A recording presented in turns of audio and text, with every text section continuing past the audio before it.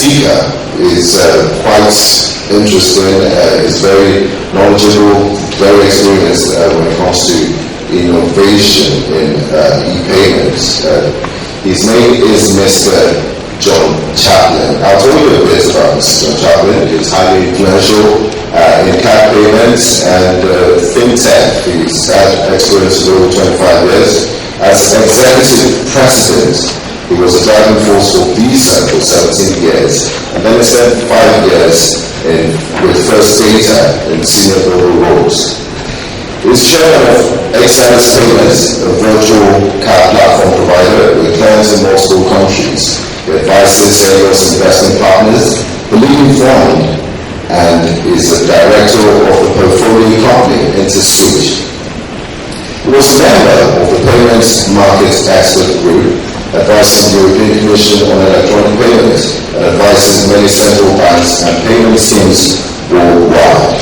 He is involved in the FinTech 50 program for startup companies in Europe and advises several individual organizations. He is organizer and chairman of the Global Payments Innovation Jury, comprising of 40 global payments and FinTech CEOs, and publishes a widely read report every 2 years. He's also an expert on payment ecosystems and how they interact with the regulatory environment and payment operators. He also holds a BSc in Economics and Economic History and a Master's in Management from Henley Management College. He lives in France and UK. Ladies and gentlemen, let's have a warm welcome for Mr. John Chaplin.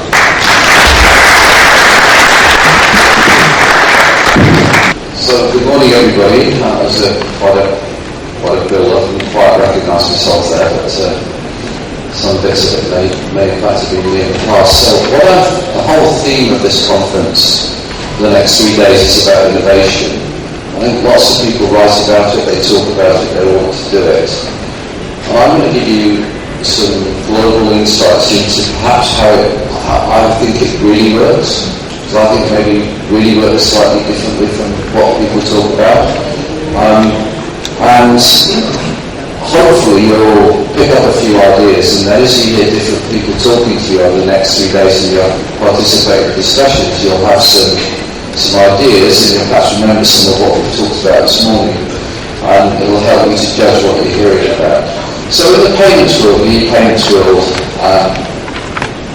innovation is what I call a market imperative. I was talking to the CEO of a bank recently, and he said basically these days if you don't innovate, you die. In retail banking, if you don't change, you're not going to be in the market. And so for financial institutions, that's driven by the fact that if you don't innovate, your competitors do. And technology is creating more and more possibilities for new services. So basically you have to do it. But innovation itself starts to create a lot of problems and lots of very difficult choices for people in the marketplace, because entrepreneurs and people who sit there, the bright people who sit there with ideas, they very often have several ideas and they don't know which one they're going to spend the next several years of their life investing in. So which ideas should you actually go for? If you're an investor and I look for an investment company, which entrepreneur should I back? Because there are more people out there and I need to know which one I should back. If I'm a regulator, we just heard from the CBN, regulators say they like innovation. What they always forget to tell you is they like safe innovation because they want to innovate, but they want to protect the consumer and they want to protect the retailer. And then incumbents, if you're say a financial institution or a bank, then you keep getting all these people knocking down your door telling you about all these great things. You cannot possibly do all of them, so which ones should you do? Which innovations should you decide to adopt and which ones should you let pass by? And the challenge is that in the payments marketplace there's a lot of hype and a lot of noise, people trying to sell you things all the time and convince you that they're right. So which one should you, how do you dispel the blow over the smoke and the hype and work out where the real money is? And so that's what we're going to talk for about the next 15 or 20 minutes about a global perspective on that and who you should listen to. And I have the privilege to chair something called the Global Payments Innovation Jury. It's a not-for-profit organisation chief executives from across the world who all run successful payments companies. So one criteria is they have to make money. They may be in a bank, they may be in a startup bank, they may be in different kind of things, but they're not people who are dreaming of making money, they're people who have actually made money. There are no consultants, no analysts, no journalists, nobody like that. So it's people who've actually made money. And of those 40 CEOs, it's interesting that 7 of them are from Africa. Some from Nigeria, some from Kenya, some from South Africa, from Egypt, from Morocco. So that I've been running this for 8 years now. It's the first time I've actually had 7 African CEOs, which is a great thing to see. So it truly is a global perspective. And as I say, it's out there, it's not a consultant business for me. I make it freely available. I have a few sponsors who generously pick up the costs. But if you Google it afterwards, you'll actually find it and you can download it and copy it and use it and everything else. So it's something that I do for the industry. If we can move on, please. So if you do actually Google it later and download it, you'll see that there's a lot of chapters looking at everything from technology through to mobile, looking at Bitcoin and all things like that. It's quite a long document. I'm not going to go through it all today. I'm just going to pick out 7 or 8 of the key things. Hopefully that will then motivate you to want to read the rest of it. And also perhaps pick the things that are the most important. So rest assured I'm not going to spend the next hour and a half going through this. I'm going to spend 20 minutes only picking out what I think are the most relevant things to Nigeria. So we can move on. So one thing that I've looked at over the years is where is payments innovation being driven? Now, in fact, if you went by the amount of noise, you'd be thinking it's being driven from the USA. In fact, that is not true. It's being driven number 1 out of Asia and number 2 out of Africa. So Africa and Asia are leading countries such as the USA by a considerable margin. I happen to be based in Western Europe. Western Europe is bottom of the pile, partly because they can't agree whether they're trying to do it collaboratively or competitively. They have a lot of issues with regulators there, and the whole industry is relatively paralysed. So it's very interesting that that Africa and Asia are actually driving a lot of global payments innovation. If you're in a developing country or a developing region like Africa or Asia, you have a choice. You can either choose to bring in most of the technology and most of the ideas from Europe and the US, which is probably what it means, or you can choose to build your own fintech industry and do it locally. Now, interestingly, probably about 2/3 of the jury think that the right approach is for you to build a local fintech industry. And that comes from 2 reasons. One is the fact that a lot of what's developed in the US and Europe just isn't going to fit here, because it's developed for a different kind of mindset, a different culture, a different technology base. So therefore, it's much more relevant to try to build it locally, because you shouldn't build anything locally. And probably, in reality, there's a mix and match between the 2 approaches. But fintech is one of the drivers of the economy and entrepreneurialism now in many, many segments. And I would argue, and the jury here would argue, that in a country such as Nigeria, you should be trying to build your own payments industry, and you should be trying to build your own fintech expertise. You shouldn't just be relying on taking it from global players and assuming that's going to be the right thing for you.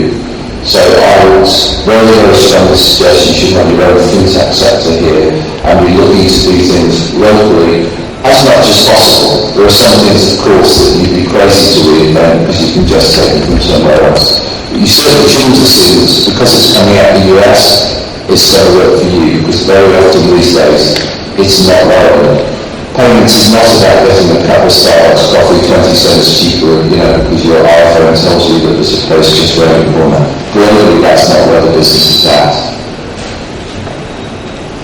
So the question is then, so if innovation is happening in all these different countries, Who really drives innovation? Well, for those of you in a retail bank, I'm afraid it's not you. For those of you working for Visa and MasterCard, I'm afraid it's not you either. For most of the large established technology payment vendors, it's not you. Because generally, to be an innovator, you've got to want to change things. And that generally means that you shouldn't have an existing business model which you're worried about protecting. I mean, if I had a very large business model that was making me lots of money, why would I want to invent a new way of doing things? The people who invent new ways of doing things are people who are outside of the industry and want to change things. So therefore, the source of innovation, the source of people wanting to make the world different, is generally people who are not in the segment. And that is just kind of how it is. It would be a career-limiting move if you went into your CEO of your bank and said, I've got a fantastic idea how to get more clients, but we're going to have to give away all the profitability of that business. You would be out of the job very quickly. But somebody in a company like Uber has got nobody they've got no existing business model, so therefore they will propose things that are very, very different. So it is therefore true that payments innovation is being driven by either startups or some of the technology companies like Google, etc., who are not in the payments business. You've got Apple as well, who suddenly think this might be a good idea. So those are the people who are best at driving it. However, if you're starting from the perspective of you are an established firm, well, telling it's a shame you can't innovate, what should you do? Well, the first thing that you should look to do is you should look to see who the clever people are and you should partner with them. You'll see a lot of financial institutions these days will actively partner with startups with the good ideas. There are some financial institutions, and I'm not talking about Nigeria or globally here, who decide that they will not partner with small companies because they only partner with IBM and big people like that. So I think that if it's a financial institution, you take the view that you'll only partner with people like an IBM or an Accenture or whatever, I think one of those countries, of course, you're cutting yourself off from a source of innovation. So in reality, you could and probably should be looking to partner with small companies, even though that will raise issues that they don't do contracts like you do, they don't have the same kind of processes that you normally put in place with your companies, your suppliers. So if you just look at them, you could buy them, but that makes sense to you. It doesn't only make sense to the startup, but it may make sense to you as a financial institution or an established way to buy a startup. It's a quick way of getting a lot of talent on board. You see, other companies in Europe, other banks in the US are setting up incubators or startup funds. Visa has them, MasterCard has them, Barclays has them, Citi has them, they have all kinds of incubators. The only problem now we're starting to see in certainly Western Europe and the USA is there are more incubators than there are good ideas. So there's more people out there trying to pay up to startup companies and trying to give them money than there are good ideas. And of course, if that happens, then eventually that's not a particularly good way to do it. It's good PR for that, but it isn't a particularly effective way of actually developing new technologies. So we can move on. So when we talk about startups and companies that sort of come in from the outside and have this vision and they want to create things and grow, are they successful? Well, the statistics is pretty clear on that. About 20% will succeed and 80% will fail. So when I work as an investment person, I'm all the time trying to work out which of the 80% will make sure in theory, it would be great if I could work out who the 80% are and not invest in them and only invest in the 20. But of course that isn't so easy. So when startups fail, why do the jury think that they fail. Now these days, and this very much is a global perspective, in most developed countries there is enough money to go around. If you've got a really good idea, you will find somebody to back it. Generally, good ideas get funded. You can usually find the right people. But the reason that they go wrong is that the entrepreneurs build a model and it works perfectly out in one country or one small segment. And then you try to scale it, and you discover it doesn't work. And it may be the technology that doesn't work, it may be the business model that doesn't work. And everybody got incredibly excited about this fantastic little business. They put more money in, they try and make it bigger, and it won't work. So the biggest single reason that startups never get to be a really good company is that their business model doesn't scale. They got too excited too early, thought they were onto a winner, and then it didn't work. So going back to marginal working investment, what I'm all the time trying to work out is whether this company, this management team, who may not have yet made any revenue, can they actually scale their business? And it sounds odd because they've hardly got one client, and you're trying to think, well, what will they do with 500,000 clients, with 7 million cardholders, etc. So that's the biggest reason why startups don't work.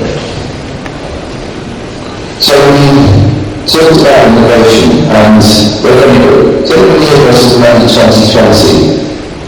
Money 2020 is the sort of ground for just about where every payments innovator and money innovator goes in the world. It's been held in Las Vegas every year. There's hundreds of people with crazy, brilliant ideas about how they could change the world. And if there was one thing I picked up last year, was that every startup said, I have a fantastic business if only the regulator would let me run it. And of course you can argue, well, that's not a really great business, is it? Because if you've got a great business apart from the regulator, well, the regulator's a fact of life. And I can see the regulator nodding to that from here, and it's like, you can't ignore the regulator. It's like saying, I've got a fantastic idea, apart from the fact I've got to agree. So I mean, you have to have regulatory approval. Now the reason, so regulators are perceived to be holding back innovation. So we work in the jury to say, so how do they hold it back? And the reason that comes back as being number one is that they misunderstand how the industry works. Payments looks kind of quite simple, but actually it's got a lot of moving pieces and it's quite complicated. And they get it wrong, and of course if you don't understand where you're starting from, your chances of regulating the new business and the new ideas are bound to fail. So if you don't understand it today in detail, you will get it wrong in the future. So that's the biggest reason why regulators hold back innovation. However, who's to blame for that? And the interesting thing is that generally it's the industry participants who do not want to share information with the regulator. So if the regulator didn't have a good understanding of how the industry really works, I would put the finger, and the global jury would put the finger back on the industry of either not being transparent and not sharing information about how it works today in their future plans. And therefore there's quite an element of, if the regulators are holding back innovation, then it's probably the industry participants who actually have something responsibility. Because most bank CEOs I know, if they meet the regulator, want to run very quickly the other way. The regulatory was a problem and not an opportunity. And that's a prevailing attitude across the world. So, if regulators restrict, how can they actually help? Can we move on with this? How can they help? And the answer is by sharing more information. So we also looked at which innovations will spread rapidly from country to country. And the interesting thing here is that there's been a technology and business model shift. So we talked about the card business. Where the action is now is in virtual and not physical. Physical form factors as we get towards mobile and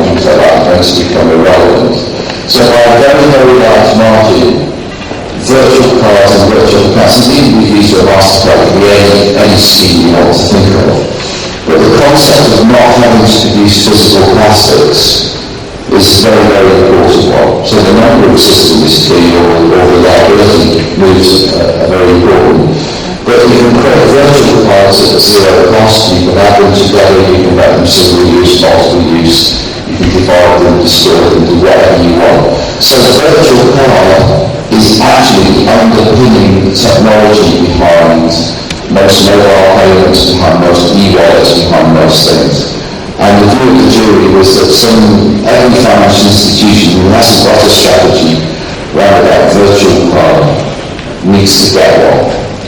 And virtual card is not going to, I used to work for First Basis. First Basis idea, virtual card is to just not print the plastic.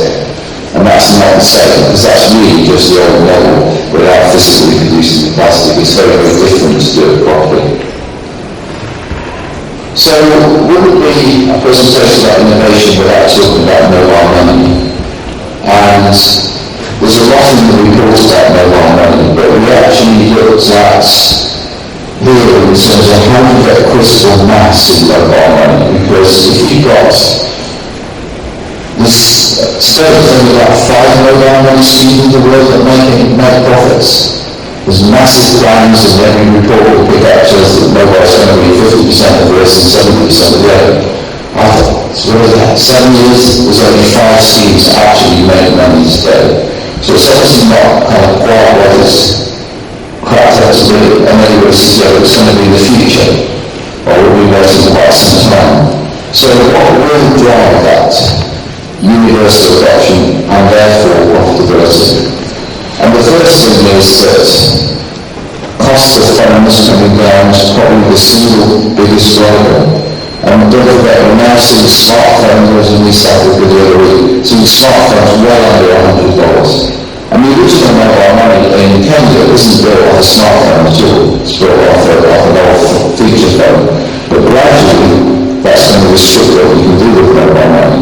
So the biggest single thing is probably to get smartphones down at that kind of level. The second thing is, of course, the selling interoperability. If you've got so many players, and I do understand how many mobile money players we have here in Nigeria, if you have that many players, it's quite hard for any of them to make a profit. So at some stage, and lots of countries you've seen a similar thing, if you have so many players, it's almost a guarantee for none of them making any money. So however it happens, that can happen through the market, it can happen through regulation, but there needs to be some kind of consolidation into an industry structure that can make money. So say if you have 150 retail banks in the country, I think you used to, none of them make money. There has to be concentration. So you hear a lot of innovation and everybody talks about Bitcoin. Bitcoin is a very strange thing. Again, it's one of the things where people say it's the future. So we asked the jury, so when will cryptocurrencies and Bitcoin in particular replace fiat currency? I mean, the naira is still the fiat currency, as is the dollar, the pound, etc., printed by central bank. Whereas Bitcoin is creating the digital environment. And the answer is that despite all the excitement, most of these experts, these CEOs, think that not in the foreseeable future will Bitcoin become important. And the reason being that it's not regulated. And the view of the jury is they cannot see how you can have a mainstream form of currency which a central bank doesn't regulate. And in fact, the people who are interested in it, they're interested in it today, is that it's not regulated because it's used for all the things that you shouldn't actually be doing with your money. So, Bitcoin itself is not, in the view of the jury, is not important. But the blockchain architecture, which is the distributed ledger system, is important. So the smart money, I believe, is going into blockchain developments which have the potential to make clearing settlement systems a lot lower cost and many things lower cost. I think when there are a lot of high-profile investments going into Bitcoin, I think they will fail. I would not put my own money into Bitcoin. I would seriously look at things that are going on in blockchain, and that's not only in financial systems, but it's in all kinds of things like as marketplaces, and perhaps nobody trusts each other quite to set the price. If you do that with a blockchain architecture, it's a kind of distributed, socialized system, and it's much better. So, if we see all this innovation happening out in Africa and Asia and places, is there anything we learn to do here, and you learn to do here, that the developed world will take in? I mean, or are they sort of so arrogant that they know everything and they don't need anything? And the answer is that a lot of the time, I think the view of the jury was that the developed world should look very closely at what's going on out here and they can learn. But there are a lot of ideas that you can immediately transplant from, say, you couldn't take M-Pesa. I mean, Vodafone is trying to run M-Pesa in Romania, in Europe, and they're struggling. They've never really made it work outside of Kenya because it's specific to the market. But there are some things that are happening. Micro-lending, I've seen micro-lending to small traders, and there's some fantastic things that have happened in Africa that just wouldn't happen in Europe and now we move back to Europe. Because actually in Europe the banks are provide financing merchants at all, but it's happening here. So there will be ways that happens. Right. Move on. So we'll finish up by talking about hype. And you've started off by talking about hype.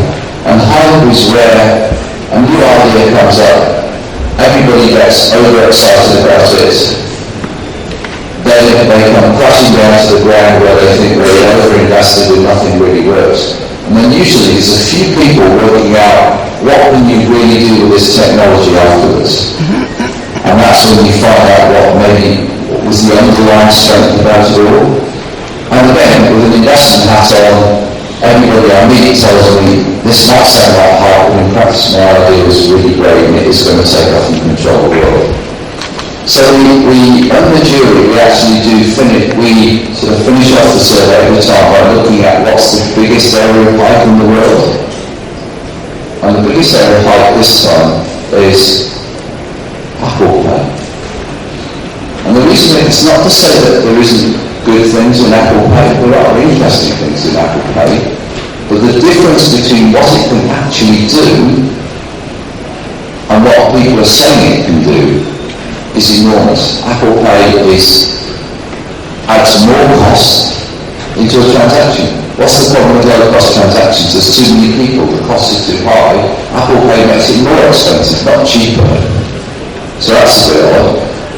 Only works, what if you want to make technology work, you need it to be ubiquitous, but it only works on Apple.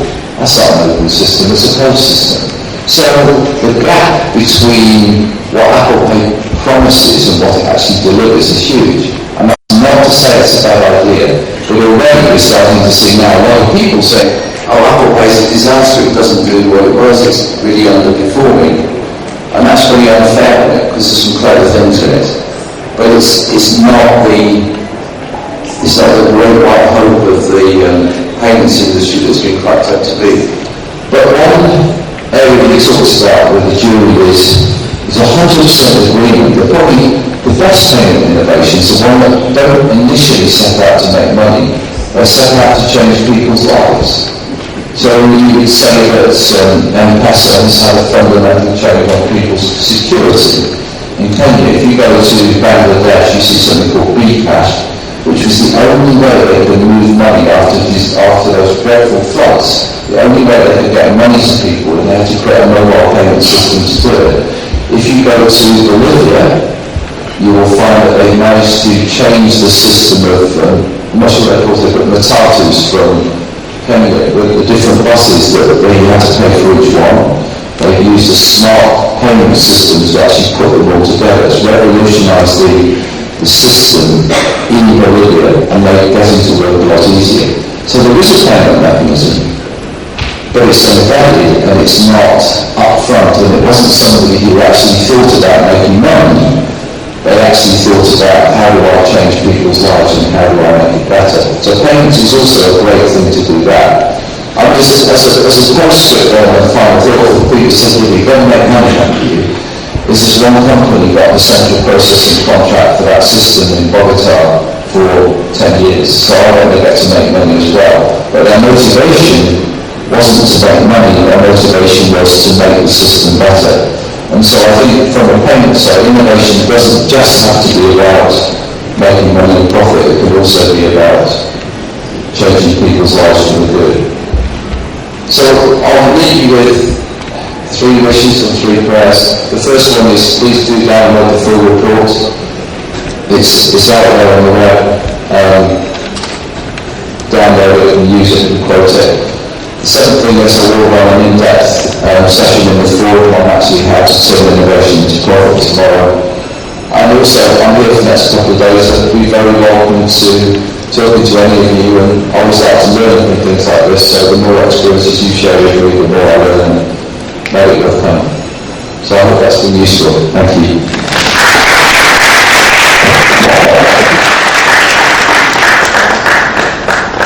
Let's have a round of applause for Mr. John Chaplin and your comments related to that was quite a brilliant presentation. And the good news from that presentation, one of the few things I got is that Africa will be amongst the top continents driving innovation in the next 25 years. So that's brilliant, and it's good news. Now, one thing, when you talk about innovation, and it has to do with inventions, thinking outside the box. If you leave a big city like Lagos, I'm sure lots of our foreign guests would notice the traffic situation, and of course, when there are people gathered, you also, buying and selling takes place. So you have people walking. I'm just wondering when the street walkers will innovate and start accepting card payments. But let's hope